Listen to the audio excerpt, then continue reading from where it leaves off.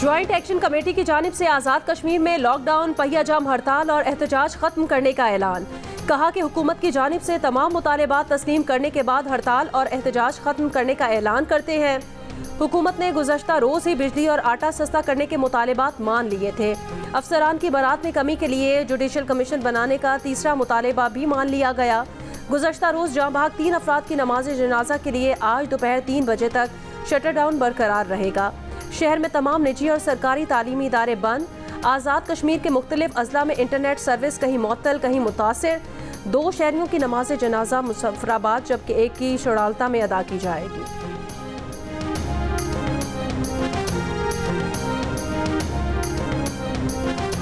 दुश्मन के साथ साथ तरीके इंतशार भी ये सोच रखती थी कि किसी न किसी हवाले से इंतशार फैले, हर तरफ जो है वो अफरा तफरी का आलम हो, और वो भी इस अफसोसनाक सूरत हाल से मुस्तफीद हो रहे थे। माजी को कभी भूलना नहीं चाहिए कि बलूचिस्तान में हज़ारा कम्युनिटी की लाशें कई दिन पड़ी रहीं और वजीर आज़म जिद पर अड़े हुए थे कि हमने ना जाना है ना इस मामले को हल करना है। तो ये फ़र्क है उस नाअहल हुकूमत में और अब अवाम की मुंतखब हुकूमत में कि घंटों के अंदर मामलात हल होते हैं, उधर दिनों के अंदर नहीं होते थे। वज़ीर इत्तलात अता तारड़ कहते हैं कि वज़ीर आज़म के बरवक्त नोटिस ने एक सानहे से बचा लिया। कोशिश की गई कि अफरा तफरी का आलम हो, लेकिन बिला तफरीक तमाम स्टेक होल्डर्स को बुलाया और उनकी आरा को सुना। इंतशार फैलाने की कोशिश को नाकाम बना दिया गया। वज़ीर उमूर कश्मीर अमीर मकाम कहते हैं वज़ीर आज़म ने आज़ाद कश्मीर को 23 अरब रुपए जारी करने की मंजूरी दी। आज़ाद कश्मीर को फंड्स की फराहमी के लिए सबरी आगे बढ़ा दी। 1 से 2 रोज़ में फंड्स मुंतकिल हो जाएंगे। कश्मीरियों की मुश्किलात हमारी मुश्किलात हैं।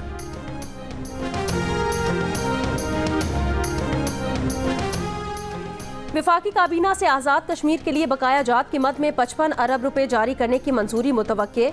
वज़ीर आज़म शहबाज शरीफ की ज़ेर सदारत इजलास में मुल्की मजमूई सियासी और मौशी सूरत हाल और आज़ाद कश्मीर के कशीदा हालात पर गौर होगा। IMF से नए प्रोग्राम के लिए मुज़ाकरात पर भी काबीना को एतमाद में लिया जाएगा। पावर सेक्टर के लिए बजट से पहले 127 अरब रुपए जारी करने की मंजूरी मुतवक्के। पास्को का गंदम खरीदारी का हदफ बढ़ाने का भी फैसला किया जाएगा।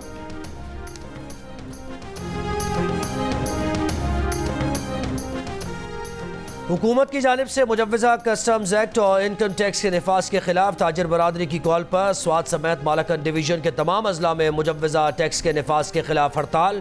प्राइवेट स्कूल्स नेटवर्क की कॉल पर तमाम निजी तालीमी इदारे भी बंद। ज़िले अदालतों के साथ साथ Peshawar high court Mingora bench bar association के वकला ने भी आज अदालती कार्रवाई का बायकॉट कर रखा है। हुकूमत की जानिब से मुजव्वज़ा कस्टम एक्ट और इनकम टैक्स के वज़ीर आज़म का स्ट्रेटेजिक इदारों के अलावा तमाम हुकूमती मिल्कियती इदारों की निजकारी का ऐलान। वज़ीर आज़म ने कहा कि नफ़ा बख्श हों या खसारे में स्ट्रेटेजिक इदारों के अलावा तमाम इदारों की निजकारी होगी। वफाकी वज़ारतों को तमाम ज़रूरी कार्रवाई और निजकारी कमीशन से ताउन की हिदायत। कहा PIA और दीगर इदारों की निजकारी के अमल को भी बराह रास्त नशर किया जाएगा। वज़ीर आज़म की ज़ेर सदारत इजलास में वज़ारत निजकारी और निजकारी कमीशन ने 5 साला निजकारी प्रोग्राम का रोड मैप पेश कर दिया। ब्रीफिंग में बताया गया कि PIA की निजकारी से मुतालिक प्री क्वालिफिकेशन का अमल मई के इख्तिताम तक मुकम्मल कर लिया जाएगा। रोज़ोवेल्ट होटल की निजकारी से मुतालिक ज़रूरी मुशावरत का अमल जारी है। वज़ीर आज़म का कहना है कि निजकारी से टैक्स दहिंदगान के पैसे की बचत होगी।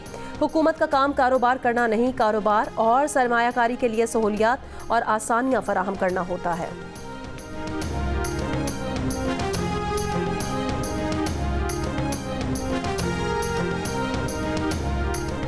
पाकिस्तान स्टॉक एक्सचेंज में तेजी का रुझान। कारोबार के दौरान 100 इंडेक्स में 650 से जायद पॉइंट्स का इजाफा। 100 इंडेक्स 74,450 से जायद हो गया।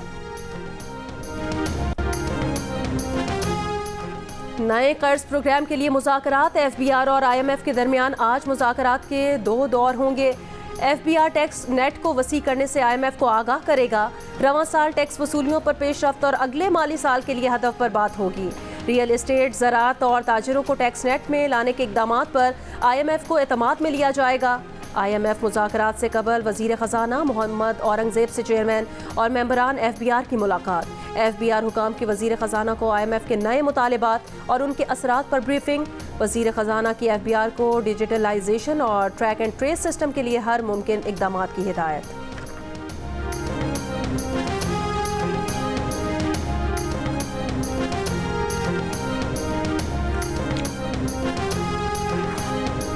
पाकिस्तान में टैक्स पॉलिसी और निफाज में सालाना 7,000 अरब रुपए का खला है। IMF के तज्जिए के मुताबिक पॉलिसी और उसके निफाज में फ़र्क GDP के 6.9% के बराबर है।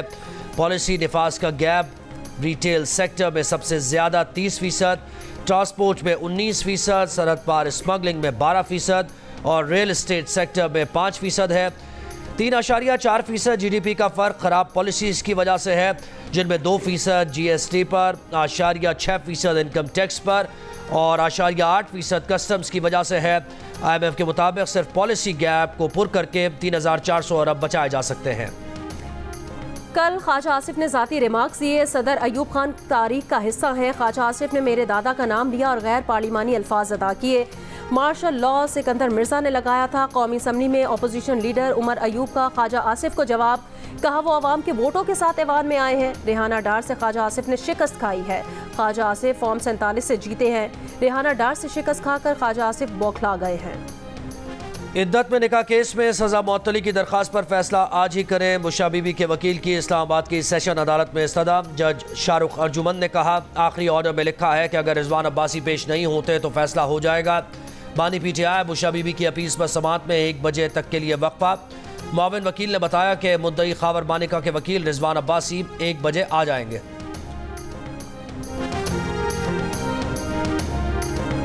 जस्टिस मोहसिन अख्तर कियानी और जस्टिस बाबर सत्तार के खिलाफ बदनीयती पर मबनी मुहिम पर तौहीन अदालत केसेस की समाअत आज इस्लामाबाद हाई कोर्ट में होगी। जस्टिस मोहसिन अख्तर कियानी के मामले पर चीफ जस्टिस इस्लामाबाद आमिर फारूक की सरबराही में बेंच समाअत करेगा। जस्टिस मियां गुल हसन औरंगजेब और justice Arbab Mohammad Tahir larger bench का हिस्सा होंगे। जस्टिस बाबर सत्तार के खत पर जस्टिस मोहसिन अख्तर कियानी की सरबराही में बेंच समाअत करेगा। जस्टिस तारिक महमूद जहांगीरी, जस्टिस सरदार एजाज इसहाक खान लार्जर बेंच का हिस्सा होंगे। सोशल मीडिया पर मनफी मुहिम के बाद हाई कोर्ट के 2 जजेस ने खत लिखकर चीफ जस्टिस ने तौहीन अदालत की कार्रवाई शुरू करने की दरख्वास्त की।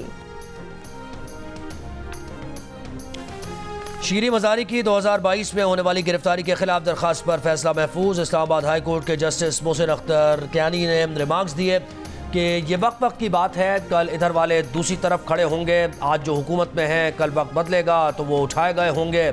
जस्टिस मोहसिन अख्तर कियानी ने कहा कि किसी दूसरे सूबे को गिरफ्तारी चाहिए होगी, क्या बाहर से कोई आकर उठाकर ले जाएगा? ऐसे मुंह उठाकर कोई दूसरे सूबे में जाकर कैसे गिरफ्तार कर सकता है? ये तो ऐसे ही हुआ, यहाँ कोर्ट से एक आदमी को उठाकर ले गए, दरवाजे तोड़कर, चीज़ें तोड़कर जैसे ले गए। क्या ऐसे ही गिरफ्तारी हुई थी? जो आज हो रहा है 2 साल बाद दूसरे वालों के साथ हो रहा होगा, हम यहीं बैठे होंगे।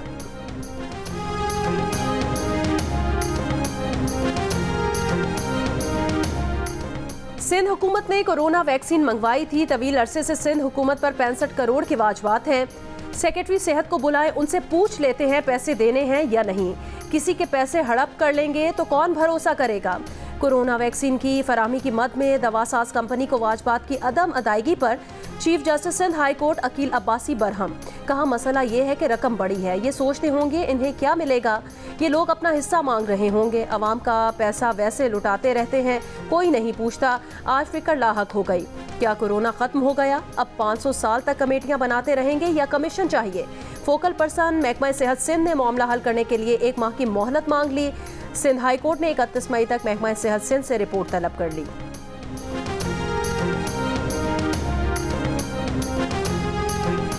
लाहौर हाई कोर्ट के एक जज साहब ने ना वो स्कीम रोक दी बाइक्स वाली।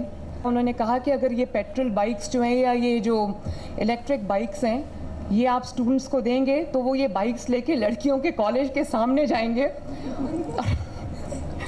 तो मुझे हंसी आ गई। और कोर्ट ने कहा कि ये वो लड़के जो है वो लड़कियों के कॉलेज के सामने चले जाएंगे तो वो जिन्होंने जाना है उनको मोटर बाइक की ज़रूरत नहीं, वो वैसे भी चले जाएंगे। मरीम नवाज का कहना है कि मोटरसाइकिल्स की तकसीम रोकने के फैसले में जज साहब के रिमार्क्स पर हंसी आ गई। अदालत ने कहा कि लड़के बाइक्स लेकर लड़कियों के कॉलेज के सामने जाएंगे, जिन्होंने वहां जाना है वो वैसे भी चले जाएंगे। अदालत ने कहा लड़के बाइक्स पर वन व्हीलिंग करेंगे, जबकि उनके ख्याल में इलेक्ट्रिक बाइक से वन व्हीलिंग नहीं हो सकती। पाकिस्तान और आयरलैंड के दरमियान फैसला कुन मारिका। T20 सीरीज का तीसरा और आखिरी मैच आज होगा। डबलिन में जो जीता सीरीज उसके नाम रहेगी। टीम पाकिस्तान में 1 से 2 तब्दीलियों का इम्कान। कौन इन होगा कौन आउट, फैसला टॉस से पहले होगा। मैच पाकिस्तानी वक्त के मुताबिक शाम 7 बजे शुरू होगा।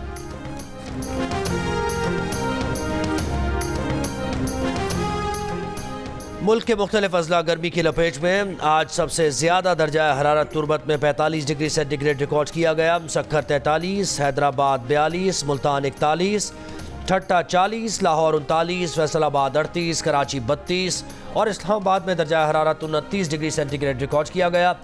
मौसमियाती तज्ज़ियाकारों के मुताबिक मुल्क के 80% से ज़ायद इलाकों में 18 से 20 मई तक गर्मी की शिद्दत बढ़ जाएगी। सिंध और पंजाब के अक्सर मकामात पर दर्जा हरारत 43 से 48 डिग्री और मैदानी इलाकों में दर्जा हरारत 50 डिग्री सेंटीग्रेड तक जा सकता है। कराची समेत सिंध की साहिली पट्टी पर समंदरी हवाओं के बायस शदीद गर्मी नहीं होगी। मुल्क में प्री मानसून बारिशों का आगाज जून के आखिरी दिनों में हो सकता है। अमीर जमात इस्लामी पाकिस्तान हाफिज नईमुर रहमान कहते हैं हुकूमत बताए कि कच्चे के इलाकों में असलहा पहुंचा कैसे। हिंदू बरादरी के ताजिर तबके को डाकू ज्यादा तंग करते हैं। मोटरवे पर लोग रात में सक्खर के बाहर सफर नहीं कर रहे। डाकू सड़कों पर लगे कैमरे उठा कर ले गए। कहा कि आज़ाद कश्मीर में जो सूरत हाल पेश आई वो तशवीशनाक है। आज़ाद कश्मीर के लोगों के मसाइल की मुकम्मल हिमायत करते हैं। जब लोगों को महरूम रखेंगे तो गम व गुस्सा होगा।